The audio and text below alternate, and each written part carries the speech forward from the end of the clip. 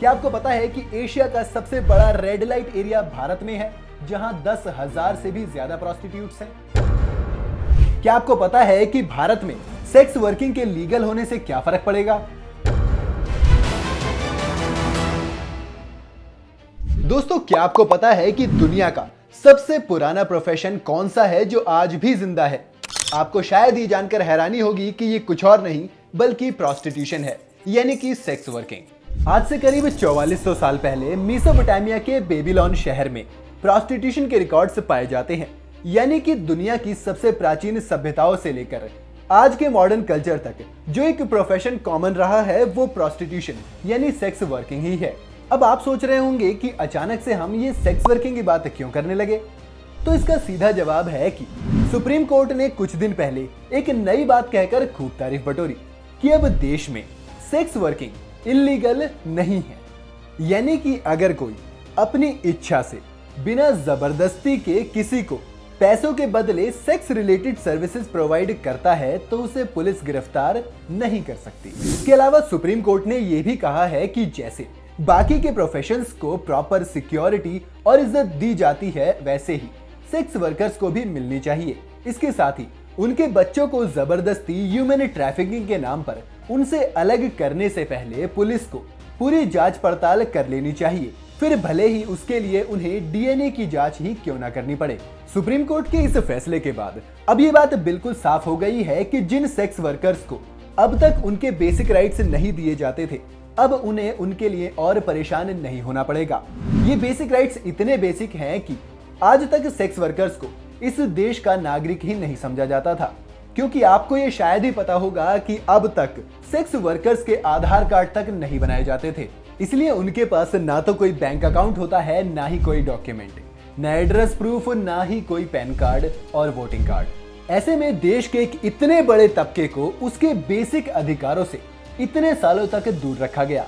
इसलिए supreme court ने इस जजमेंट में आधार अथॉरिटी से कहा है कि वो हर उस महिला का आधार कार्ड बनाए जिसके पास सेक्स वर्किंग की वजह से अभी तक कोई डॉक्यूमेंट या आधार नहीं था। अब आप सोच रहे होंगे कि सुप्रीम कोर्ट ने आखिर ये फैसला क्यों सुनाया?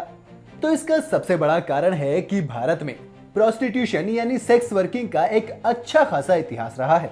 अगर शुरुआत से देखें तो पब्लिक वुमेन यानी जिसे शुरुआती समय में नगरवधु, देवदासी या फिर आज के समय में प्रोस्टिट्यूट कहा जाता है, तो उसका कंसेप्ट वैदिक काल से देखने को मिलता है।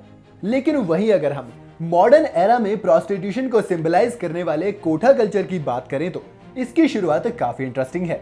16वीं और 17वीं शताब्दी में गोवा में पुर्तगाली कॉलोनियां हुआ करती थी, जहां पर पुर्तगाली जापानी दासियों के साथ पैसे देकर सेक्स किया करते थे, जिन्हें पुर्तगाली व्यापारी शिप के जरिए जापान से भारत लाया करते थे। अब ये शुरुआत तो हो गई थी, लेकिन अब अंग्रेजों को भी भारत आना था, और वो आए भी, क्योंकि जब वो आए तो अपने साथ सैनिक भी लेकर आए, और उनका ये सोचना था कि उनके सैनिकों को अब भारत में सालों साल रहना है और अंग्रेजों के बिजनेस को और भी ज्यादा बढ़ावा देना है। तो अपने सैनिकों की सेक्सुअल नीड को फुलफिल करने के लिए वो अपने साथ यूरोपियन विमेन लाने लगे थे। इसके बाद अंग्रेजों ने अपने सैनिकों के कैंप के पास ही नए कोठे बनवाए, जहां पर सैनिक अपनी मर्जी से कभी भी जा सकते थे और किसी भी कोठे की औरत के साथ सेक्स कर सकते थे। इन इलाकों को उस दौर में ही रेड लाइट एरिया के नाम से मार्क कर दिया गया था, और 18वीं सदी तक कोठा कल्चर पूरे भारत में फैल चुका था। लेकिन अब सिनेरियो यहाँ बदलने लगा था। अब भारत के छोटे इलाकों से लड़कियों को सीधा कोठे में भर्ती कराया जाने लगा था, जिसके लिए सीधा ब्रिटिश अथॉरिटी उन्हें पैसे देने लगी थी। आपको ये जानकर भी हैरानी हो सकती है कि उस दौर में ब्रिटिश सरकार ने कोठा कल्चर के लिए एक एक्ट भी बनाया था, जिसे कैंटोनमेंट ऑफ 1864 एक्ट कहा जाता था, जिसकी मदद से ब्रिटिश गवर्नमेंट भारत में प्रोस्टिट्यूशन को एक स्ट्रक्चर ढंग से चला रही थी। ब्रिटिश सरकार ने हर मिलिट्री बेस के पास एक कोठा बनवा दिया था, जिसमें करीब 15 औरतें होती थीं, जिसे चकला कहा जाता था, और एक कोठे को एक पर्टिकुलर ब्रिटिश रेजिमेंट के सैनिकों को दे दिया गया था, जहां की औरतों को सिर्फ उस रेजिमेंट के सोल्जर्स के साथ ही सेक्स करने की परमिशन दी जाती थी। इस तरह से ब्रिटिश गवर्नमेंट ने कोठा कल्चर की मदद से एक बड़ी संख्या में भारतीयों को अपनी साइड कर लिया था, और तब से लेकर अब तक ये कोठा कल्चर भारत में मौजूद है, जो अंग्रेजों ने दिल्ली, मुंबई और कोलकाता जैसे शहरों में बनवाया था। अब अगर करंट सिनेरियो की बात करें तो हमारे देश में करीब 5 लाख लोग रोजाना सेक्स वर्कर्स के संपर्क में आते हैं। मीडिया रिपोर्ट्स की माने तो इस वक्त हमारे देश में 110 रेड लाइट एरियाज हैं, जिसमें करीब 6 से 10 मिलियन प्रोस्टिट्यूट्स की मौजूदगी मानी जाती है। और यही कारण है कि भारत आज one of the world's largest sex industry है। आपको एक और इंटरेस्टिंग बात बताएं तो भारत ही नहीं बल्कि एशिया का सबसे बड़ा रेड लाइट एरिया भारत के वेस्ट बंगाल के सोनागाछी में मौजूद है, जहां करीब 10,000 महिलाएं सेक्स वर्किंग के प्रोफेशन से जुड़ी हुई हैं। ये जानकारी इसलिए ज्यादा इंटरेस्टिंग हो जाती है क्योंकि 2005 में जब सोनागाछी के रेड लाइट एरिया पर एक डॉक्यूमेंट्री बनी थी तो दुनिया हैरान रह गई थी, क्योंकि बॉर्न इनटू द ब्रॉथल्स नाम की इस डॉक्यूमेंट्री को ऑस्कर अवार्ड दिया गया था। इसके अलावा अगर अनऑफिशियल तौर पर बात करें तो ये इंडस्ट्री आज के टाइम में मल्टी बिलियन डॉलर इंडस्ट्री बन चुकी है।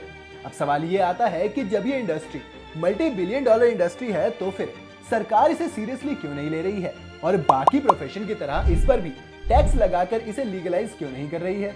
तो इसके जवाब में पहले नंबर पर आता है ह्यूमन ट्रैफिकिंग। आज भारत में प्रोस्टिट्यूशन के साइड इफेक्ट के तौर पर सबसे पहला नाम विमेन ट्रैफिकिंग का आता है, जिसमें जबरदस्ती कम उम्र की लड़कियों को उठाकर कोठे पर भेज दिया जाता है। इसलिए शुरुआती दौर में ज्यादातर कोठों पर लड़कियों की उम्र 18 साल से कम होती है। तो ऐसे में अगर भारत सरकार को कोठा कल्चर को नॉर्मलाइज करना है तो उसे सबसे पहले ह्यूमन ट्रैफिकिंग के इस मुद्दे से निपटना पड़ेगा।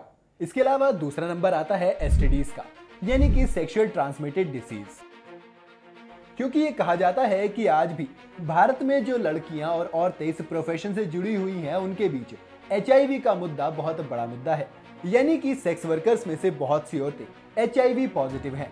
अब अगर भारत सरकार को इन्हें नॉर्मलाइज करना है तो उसे एचआईवी के इस मुद्दे से भी निपटना पड़ेगा, जो कि इस वक्त बहुत ज्यादा मुश्किल है। अब अगर प्रोस्टिट्यूशन के हम बेसिक फायदे की बात करें तो दुनिया की बहुत सी कंट्रीज में ये लीगल है और सरकार इससे अच्छा खासा रेवेन्यू भी कमाती है।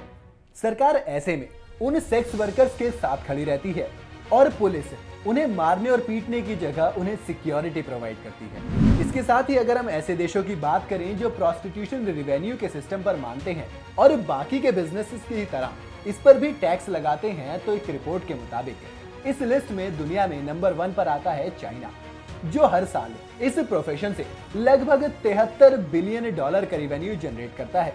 इसके अलावा अगर हम कोठा कल्चर के एक और फायदे की बात करें तो देखा यह भी जाता है कि इस कोठा कल्चर की वजह से देश में रेप के केसेस में भी कमी आती है, लेकिन इस बात की कोई भी आधिकारिक पुष्टि नहीं है और कई मीडिया रिपोर्ट्स ने तो इस बात को पूरी तरह से खारिज भी किया है। आपको क्या लगता है कि प्रोस्टिट्यूशन के लीगलाइज होने से भारत में रेप केसेस में कमी आएगी? आप अपनी राय हमें कमेंट में जरूर बताइएगा। साथ ही आप अगली वीडियो किस टॉपिक पर देखना चाहते हैं आप ये भी हमें कमेंट में बता सकते हैं। अगर वीडियो आपको पसंद आई हो तो इसे लाइक और शेयर जरूर करें। इसके साथ ही अगर आप चैनल पर नए हैं या आपने अभी तक चैनल को सब्सक्राइब नहीं किया है तो जाते जाते चैनल को सब्सक्राइब करना और बेल आइकन दबाना बिल्कुल मत भूलना।